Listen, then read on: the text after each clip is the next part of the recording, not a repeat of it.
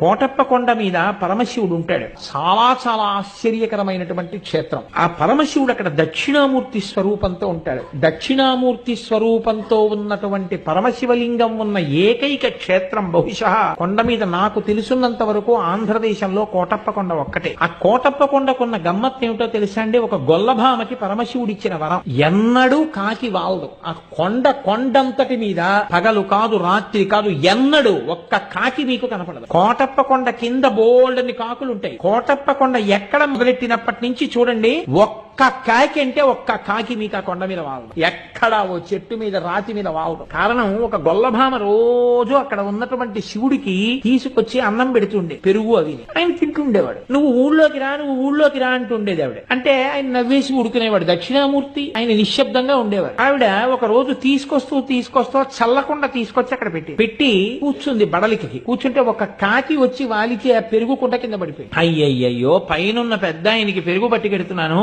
ఈ దిక్కుమాలిన కాకి వాలి పెరుగంతా కింద పడిపోయిందని బాధపడితే పరమశివుడు వృద్ధ బ్రాహ్మణ రూపంలో కిందకొస్తున్నవాడిగా కనపడి, నీకు వరం ఇస్తున్నాను, ఇక మీద ఎన్నడూ ఈ కొండ మీద కాకులు వాలవని. అంత చిన్న కోరికతో సహా తీర్చేశాడు అక్కడ. నేను ఒకసారి